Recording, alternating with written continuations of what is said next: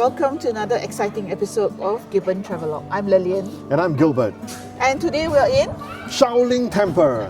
And Shaolin Temple is the place where Chinese Kung Fu started. And we are so excited to be in this place. Yeah, really. And when I was young, I watched a lot of Kung Fu shows. And it is always about Shaolin Temple. So very, very excited to be here today. Shall we explore this place? Yeah. Okay, let's go. Let's go.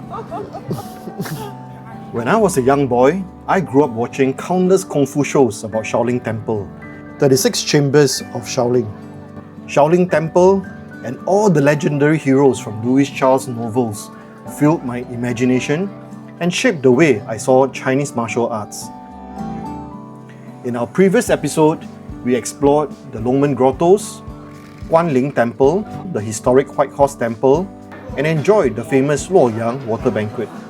But today, we bring you somewhere truly extraordinary, a full day at the legendary Shaolin Temple, followed by a quiet and reflective walk through Songyang Academy, one of China's oldest Confucian academies. Our morning begins differently from the day before. Hey, this morning we are going to Shaolin Si. Look at the sun today. Yesterday was raining cats and dogs. Today the weather is really good. Yep, we are going to Shaolin Si. There are two ways to reach Dengfeng, the closest town to Shaolin Temple. The more cost-efficient option is to take a direct bus from Zhengzhou Central Bus Station to the Shaolin Temple parking lot. The journey takes about 2 hours and costs only 30 RMB per person. Since time is scarce, Lilian and I decide to take a Didi from Hilton Zhengzhou directly to the temple.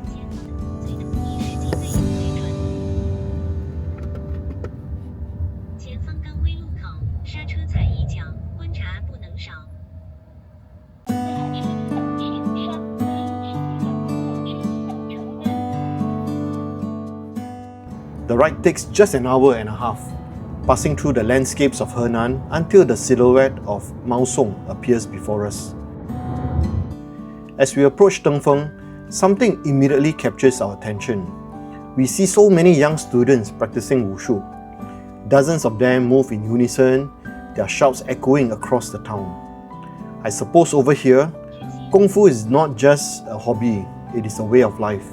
It almost feels like the entire town is one enormous martial arts academy. After arriving at the Scenic area, we meet our guide, Liu Chuan. If there is one tip I would give anyone visiting Shaolin Temple, it is this: get a guide. Shaolin Temple is full of symbolism, hidden meanings, and ancient stories layered across 1,500 years of history. A guide transforms the experience, and Liu Chuan's knowledge and storytelling truly bring the temple to life. The standard guide fee is 100 RMB for your entire visit. 大家好，这是少林寺的导游娟娟。欢迎你们来少林寺游玩哦，我在这儿等你们。The admission fee to Shaolin Temple is 80 RMB, which includes access to the temple, the Pagoda Forest, and a Kung Fu performance.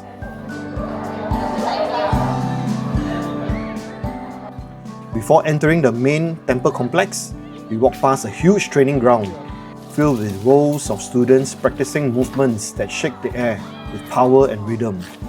This is the Shaolin Wushu International Training Center, Shaolin Wushu 国际交流中心, founded in 1976, and now one of China's main martial arts schools for both domestic and international students. Over the decades, more than 20,000 foreign students from over 40 countries have trained here. Watching these young practitioners, I can't help wondering whether one of them might become a future Kung Fu star. As in many of the world-renowned tourist destinations in China, it is usually a long walk from the tourist center to the entrance. Once again, Lily and I take an electric buggy, Guang Guang Ce, to save time and energy. Oh, very exciting, oh.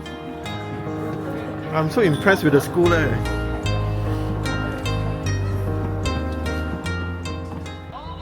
Shaolin Temple is recognized as a UNESCO World Heritage Site not only for its religious significance, but for its immense influence on Chinese martial arts, traditional medicine, and Buddhist art.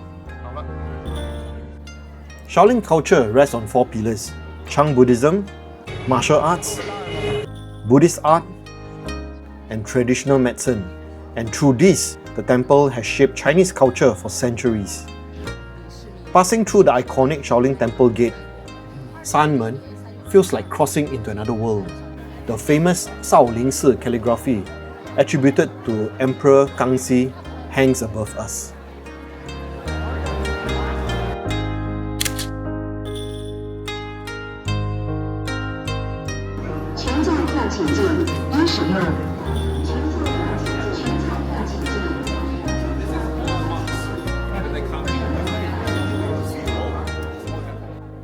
Inside, stone tablets line the stele corridor.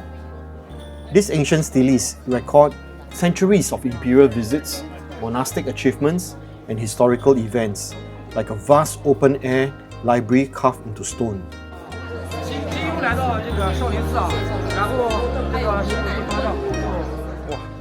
Among them stands a particularly meaningful stele, one carved with a poem by Louis Cha, the great novelist himself. The poem is formed using the first characters of his 14 martial arts novel. Near the corridor stands an ancient ginkgo tree, its branches spreading wide like a guardian that has witnessed centuries of monks passing beneath its leaves. The first hall we come across after entering the central axis of the temple is the Hall of the Heavenly Kings, Tian Wang Dian.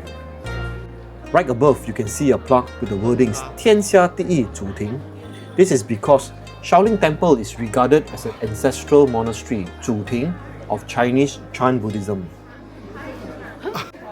On both sides, the 4 heavenly kings stand with their instruments and weapons, representing strength, protection, and the guardianship of the Dharma. The last one with the pagoda, he gave us the peaceful life. 龟背、凤爪、蛇尾，千年的香火使得它非常有灵气。说摸摸这鼻息头，万事不用愁；摸摸鼻息颈，一年四季不变。摸一下。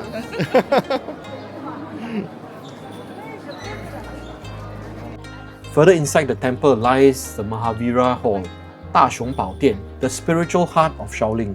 You can't help but be struck by its imposing grandeur. The hall is a classic example of Chinese Buddhist architecture, with a white wooden structure supported by massive beams, intricately carved brackets, and upturned eaves. Inside, 3 great Buddhas sit in solemn silence: Sakyamuni in the center, the Medicine Buddha on the left, and Amitabha Buddha on the right. Accompanying them is the Bodhidharma, or Tamo. He was an Indian Buddhist monk who travelled across the sea to China during the 5th century to spread the teachings of Zen Buddhism. He is recognized in Shaolin as a spiritual ancestor of both Zen Buddhism and Shaolin Kungfu.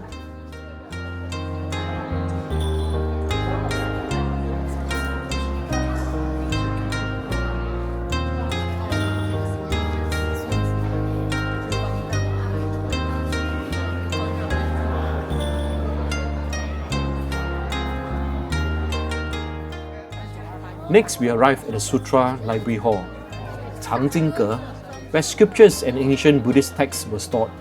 On the main signboard of the Shaolin Changjingge, the character Chang is missing one horizontal stroke in the upper radical. This wasn't an artistic choice. The Shaolin Temple has suffered multiple fires in its 1,500-year history, but one of the most devastating happened during the late Qing dynasty. Legend says that after the fire, the monks decided not to rewrite the normal character to symbolize that the temple's collection of scriptures was no longer complete.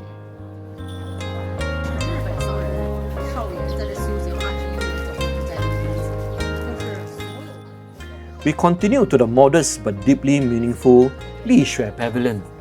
Above its entrance hangs the plaque 雪印星珠, personally inscribed by Emperor Qianlong. This inscription refers to the famous Zen origin story, 慧可断臂求法. When Hui Ke, the future second patriarch of Zen Buddhism, sought to become a disciple of Bodhidharma, Bodhidharma refused to accept him. So Huike stood outside the cave in deep winter with snow piled up past his knees. And to show his absolute sincerity, he cut off his left arm as a gesture of devotion. Bodhidharma was touched by his sincerity and finally accepted him.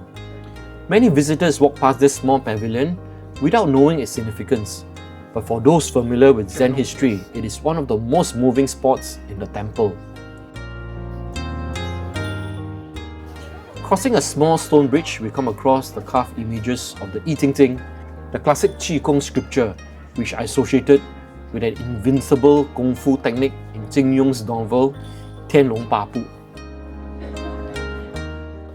Next, we enter the Hall of 1,000 Buddhas, Qian Fo Dian. Once the main training hall for Shaolin monks.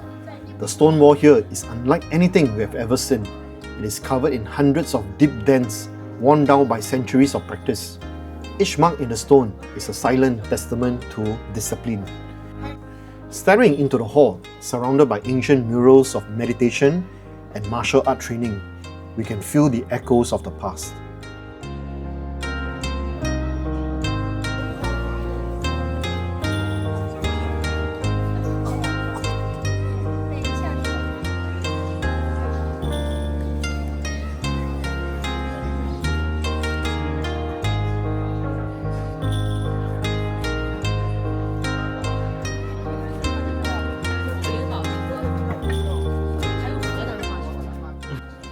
The bell tower, Zhonglou, and drum tower, Gulou, at Shaolin Temple form an important pair, standing to the east and west of the main axis like two guardians of time.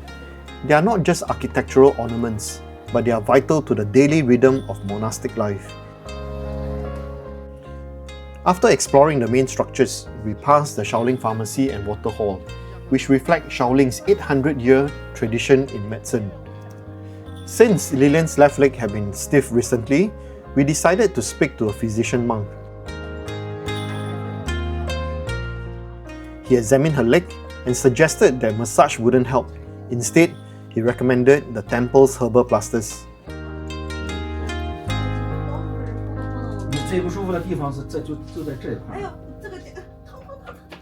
它是因为它这个气血就不通，这肌肉粘连着呢，明白吧？嗯。 Remarkably, her stiffness disappeared and has not returned since.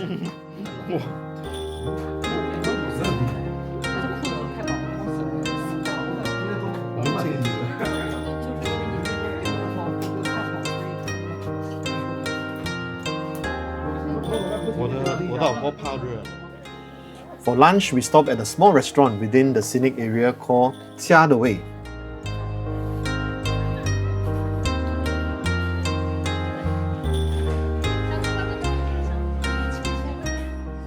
Simple, warm and comforting, the perfect break before continuing our journey. 锅包好吃吗？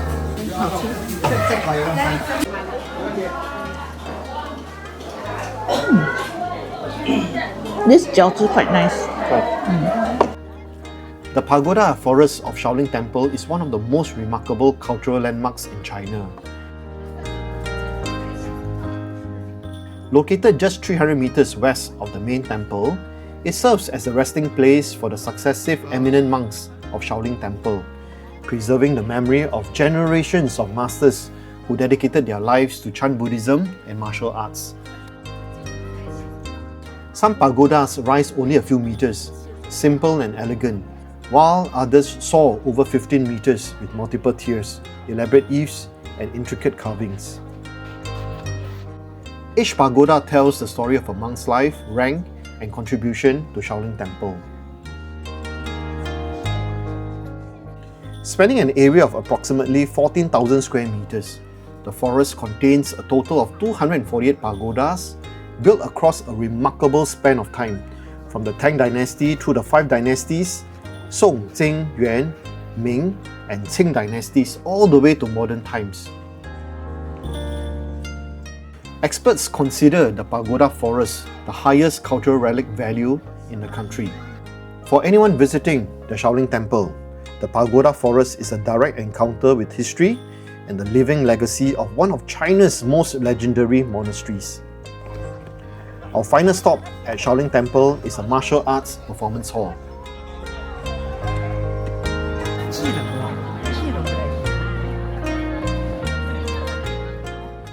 The show is incredibly popular. When we arrive there, the 2 p.m. session is completely full, so we have to wait for the 3 p.m. performance. And managed to secure good seats.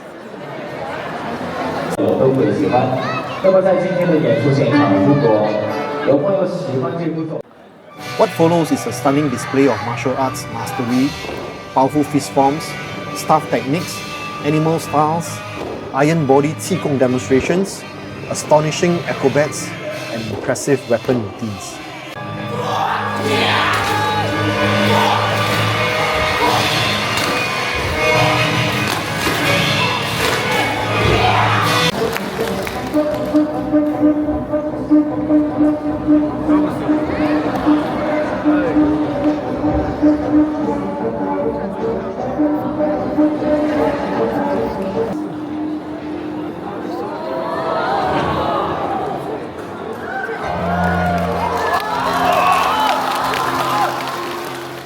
The energy is electric, the skill is extraordinary, and the atmosphere is unforgettable.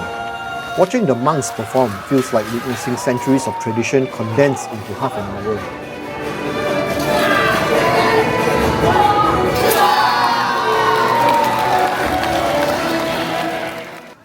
After leaving Shaolin Temple, we continue our journey to Songyang Academy, located on the slopes of Songshan. Songyang Academy is one of China's 4 great academies and one of the oldest and most respected Confucian academies in the world.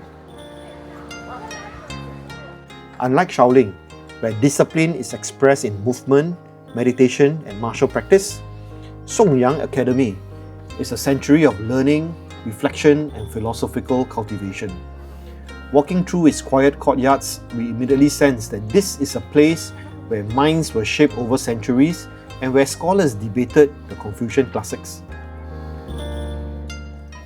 Songyang Academy was originally founded during the Northern Song dynasty in AD 960 to 1127, making it nearly a millennium old. The Academy's architecture embodies the classical Chinese ethos of harmony between man and nature. The buildings are arranged along the slope of the mountain in a tiered layout, with courtyards framed by wooden halls, stone-paved pathways, and ancient cypress trees that have stood for hundreds, even for 1,000 years. Walking through Songyang today, we can still feel the rhythm of learning in every courtyard. For travelers seeking a deeper understanding of Chinese culture, Songyang Academy offers a serene, thought-provoking journey through centuries of scholarship and human aspiration.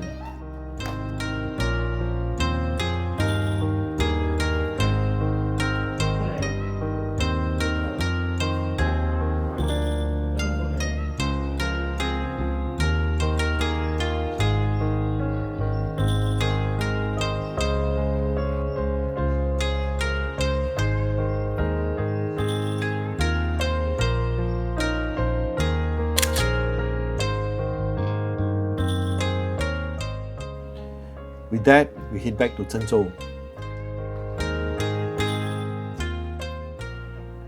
From childhood memories of Kung Fu heroes, to walking through the legendary halls of Shaolin, to finding serenity in the ancient classrooms of Songyang Academy, this day has been more than an exploration. It has been a journey into history itself. That's all, folks. If you enjoyed this video, don't forget to give us a like, leave a comment for us, and subscribe to Gibbon Travelogue. And until our next video, we'll see you again. Bye. Ching.